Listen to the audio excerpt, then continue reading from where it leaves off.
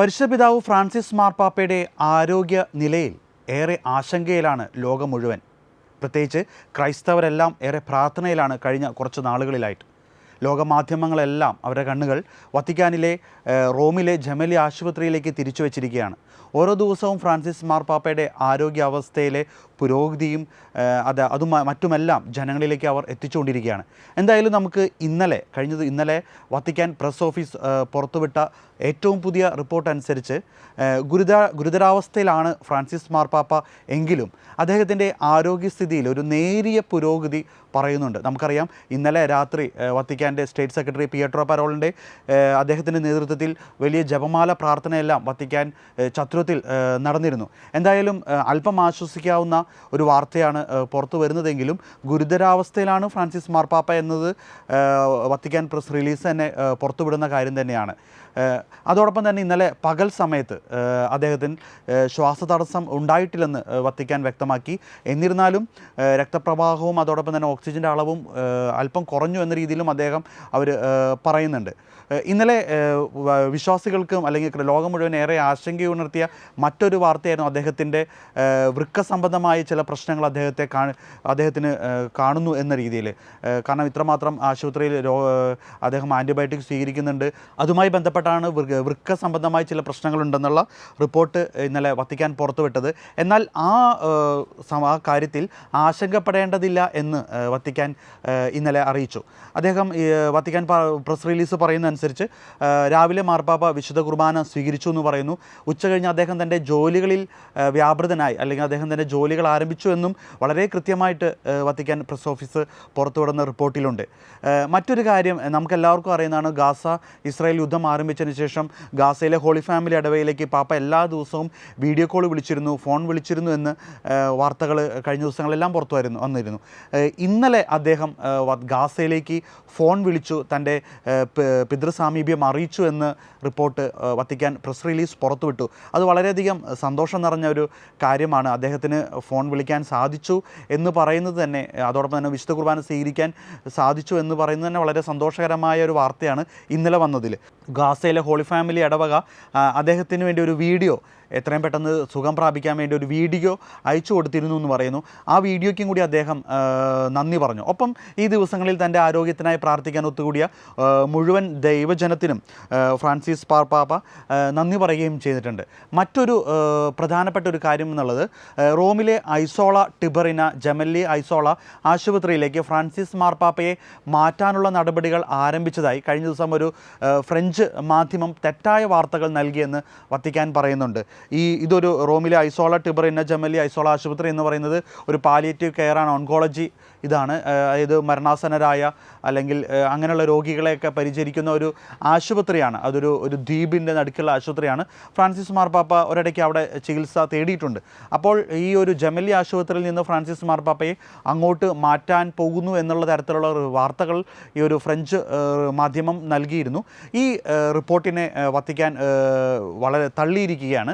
അത് ഒരു തെറ്റായ വാർത്തയാണെന്നും അതുപോലുള്ള ഊഹാപോഹങ്ങളിൽ വീടരുതെന്നും വത്തിക്കാൻ ആവർത്തിച്ച് പറയുകയാണ്. ഈ ദിവസങ്ങളിലെല്ലാം ഫ്രാൻസിസ് മാർപ്പാപ്പയുടെ രാജി സംബന്ധിച്ചും അദ്ദേഹത്തിൻ്റെ മരണം സംബന്ധിച്ചെല്ലാം തെറ്റായ ഊഹാപോഹങ്ങൾ സമൂഹ മാധ്യമങ്ങളിലൂടെയൊക്കെ വരുന്നുണ്ട്. പലപ്പോഴും പല പോസ്റ്ററുകളൊക്കെ ഞങ്ങൾ മാധ്യമങ്ങൾക്ക് അയച്ചു തന്നിട്ട് മാർപ്പാപ്പ മരിച്ചു എന്നുള്ള രീതിയിലെല്ലാം വരുന്നുണ്ട്. സത്യം പറഞ്ഞാൽ ഇതെല്ലാം ചില വ്യക്തികൾ അല്ലെങ്കിൽ ചില ആളുകൾ അവരുടെ രീതിയിൽ ഉണ്ടാക്കുന്ന ചില തെറ്റായ ധാരണകളാണ്, തെറ്റായ വാർത്തകളാണ്. യഥാർത്ഥത്തിൽ ഫ്രാൻസിസ് മാർപ്പാപ്പയുമായി ബന്ധപ്പെട്ട ഏതൊരു വാർത്തയും ലഭിക്കുന്നതിന് പ്രത്യേകിച്ച് കത്തോലിക്ക മാധ്യമങ്ങളുണ്ട്, ഔദ്യോഗിക മാധ്യമങ്ങളുണ്ട്, വത്തിക്കാൻ ന്യൂസ് ഉണ്ട്. ഇവരെല്ലാമാണ് ഔദ്യോഗികമായ റിപ്പോർട്ടുകൾ ഏറ്റവും ആദ്യം ജനങ്ങളിലേക്ക് എത്തിക്കുക. ഇതുവഴിയാണ് മറ്റു മാധ്യമങ്ങളിലേക്ക് വരിക. ഒരു അഡ്രസ്സുമില്ലാതെ ആധികാരമില്ലാതെ ഇതുപോലുള്ള റിപ്പോർട്ടുകൾ പുറത്തുവിടുന്നതിനെ വിശ്വാസികൾ ജാഗരൂകരായിരിക്കണം. അതോടൊപ്പം തന്നെ ഗുഡ്നസ് ടി വി സംബന്ധിച്ചോളം തങ്ങളുടെ പ്രതിനിധികൾ ഇപ്പോൾ ജെമല്ലി ആശുപത്രിയിലും വത്തിക്കാനിലുമെല്ലാം ഫ്രാൻസിസ് മാർപ്പാപ്പയുടെ ഈ ആരോഗ്യവുമായി ബന്ധപ്പെട്ട് അപ്പോൾ റിപ്പോർട്ടുകൾ കൃത്യമായി തരുന്നുണ്ട്. എല്ലാ കാര്യങ്ങളും ഫ്രാൻസിസ് മാർപ്പാപ്പയുമായി ബന്ധപ്പെട്ട ആരോഗ്യത്തിൻ്റെ എല്ലാ പുതിയ അപ്ഡേറ്റുകളും ഗുഡ്നസ് ടി വിയുടെ യൂട്യൂബ് ചാനലിലും ഫേസ്ബുക്കിലും ഇൻസ്റ്റാഗ്രാമിലുമെല്ലാം കൃത്യമായി ഏതൊരു സമയവും രാത്രിയോ പകലൊന്നും ഇല്ലാതെ കൃത്യമായി അപ്ഡേറ്റ് ചെയ്യുന്നുണ്ട്. അപ്പോൾ അങ്ങനെയുള്ള വിശ്വസനീയമായ ഉറവിടങ്ങളെയാണ് വിശ്വാസികൾ ഫ്രാൻസിസ് മാർപ്പാപ്പയുടെ ആരോഗ്യവുമായി സംബന്ധിച്ച വിഷയങ്ങളിൽ സമീപിക്കേണ്ടതെന്നും കൂടി ഈ ഒരു സമയം ആവശ്യപ്പെടുകയാണ്. വത്തിക്കാൻ തന്നെ അറിയിച്ചിട്ടുണ്ട്, മറ്റു ഊഹാപോഹങ്ങളിലോ മറ്റ് തെറ്റായ വാർത്തകളിലോ ഒന്നും ആരും വീണു പോകരുത് എന്നതും.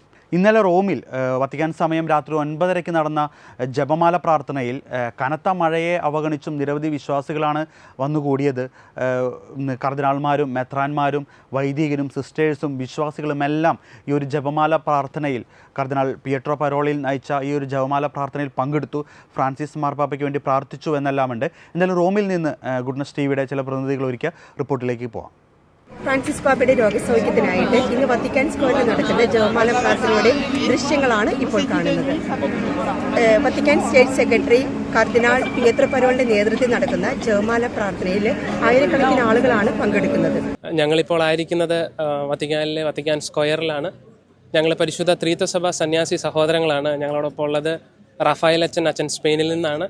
ഞങ്ങൾ 3 പേര് ഇന്ത്യയിൽ നിന്ന്, കോട്ടയം ജില്ലയിൽ നിന്ന്, ഇദ്ദേഹം മെക്സിക്കോയിൽ നിന്നുള്ളതാണ്. ഞങ്ങളുടെ നിത്യവ്രതത്തിനായി റോമിലേക്ക് വന്നതാണ്. ഇന്ന് ഞങ്ങളിവിടെ ആയിരിക്കുമ്പോൾ സഭയോടൊപ്പം ചേർന്ന് പരിശുദ്ധ പിതാവിൻ്റെ ആരോഗ്യത്തിന് വേണ്ടി പ്രാർത്ഥിക്കുന്നു. കാലാവസ്ഥ പ്രതികൂലമായിരുന്നിട്ടും ഒത്തിരിയേറെ ആൾക്കാർ പരിശുദ്ധ പിതാവിൻ്റെ ആരോഗ്യത്തിന് വേണ്ടി ഇവിടെ ഒത്തുചേർന്ന് പരിശുദ്ധ അമ്മയുടെ മാധ്യസ്ഥം അപേക്ഷിച്ചുകൊണ്ട് ഇവിടെ പ്രാർത്ഥിക്കുകയുണ്ടായി. നമുക്ക് പരിശുദ്ധ പിതാവിന് വേണ്ടി പ്രാർത്ഥിക്കാം. വിശുദ്ധ ലൂക്കായുടെ സുവിശേഷം പറയുന്നത് പോലെ പരിശുദ്ധ മാതാവിൻ്റെ വചനം, കർത്താവിൻ്റെ ദൈവത്തിൻ്റെ ഹിതം നിറവേറട്ടെ എന്ന് നമുക്ക് പ്രാർത്ഥിക്കാം. പരിശുദ്ധ പിതാവിനും സഭയ്ക്കും വേണ്ടി നമുക്ക് ഓരോരുത്തർക്കും പ്രാർത്ഥിക്കാം. ദൈവം നമ്മെ അനുഗ്രഹിക്കട്ടെ. ഇപ്പോൾ നമ്മൾ നിൽക്കുന്നത് വത്തിക്കാനിലെ വിശുദ്ധ പത്രോസിന്റെ ബസിലിക്കയുടെ മുന്നിലാണ്. ഇന്ന് വൈകുന്നേരം 9 മണിക്ക് വത്തിക്കാൻ സ്റ്റേറ്റ് സെക്രട്ടറി കർദിനാൾ പിയട്രോ പരോളിൻ നേതൃത്വം നൽകിക്കൊണ്ട് പരിശുദ്ധ ജപമാല അർപ്പണമുണ്ടായിരുന്നു. ആയിരക്കണക്കിന് ജനങ്ങൾ ഇവിടെ വന്നു. സമർപ്പിതരും വൈദികരും ഉൾപ്പെടെ വിവിധ ഭാഗങ്ങളിൽ നിന്നുള്ള ജനങ്ങളാണ് ഇവിടെ പാപ്പയ്ക്ക് വേണ്ടി പ്രാർത്ഥിക്കാൻ എത്തിയത്. ഇന്നലെ വൈകുന്നേരം 6:45 ലഭിച്ച വാർത്തയനുസരിച്ച് പരിശുദ്ധ സിംഹാസനത്തിന്റെ വാർത്താവിനിമയ കാര്യാലയം പറയുന്നതനുസരിച്ച് പാപ്പയുടെ ആരോഗ്യത്തിന് നേരിയ പുരോഗമനം ഉണ്ടായിട്ടുണ്ട്. നേരത്തെ സൂചിപ്പിച്ചിരുന്ന വൃക്കസംബന്ധമായ രോഗം, അതിന് വലിയ ആശങ്കയ്ക്ക് കുഴപ്പമില്ല എന്നാണ് പറഞ്ഞത്. അതുപോലെ തന്നെ പാപ്പ ഇന്ന് ദിവ്യകാരുണ്യം സ്വീകരിച്ചു. അതുപോലെ തന്നെ അതിനുശേഷം പാപ്പ ഗാസയിലെ ഒരു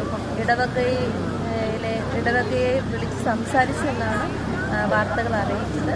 കൂടുതൽ പാപ്പയുടെ സൗഖ്യത്തിന് വേണ്ടി ആഗോള കത്തോലിക്ക സഭയോട് ചേർന്ന് ലോകത്തിലെ എല്ലാ ജനങ്ങളും പ്രാർത്ഥിക്കുന്നുണ്ട്. എന്തായാലും ഫ്രാൻസിസ് മാർപ്പാപ്പയുടെ ആരോഗ്യസ്ഥിതിയുമായി ബന്ധപ്പെട്ട ഏറ്റവും പുതിയ വാർത്തയുമായി റോമിൽ നിന്നും ജമലി ആശുപത്രിയിൽ നിന്നുമെല്ലാം ഗുഡ്നസ് ടിവിയുടെ പ്രതിനിധികൾ ഉടനെ അടുത്ത അപ്ഡേറ്റിലേക്ക് വരും. നമുക്ക് കാത്തിരിക്കാം.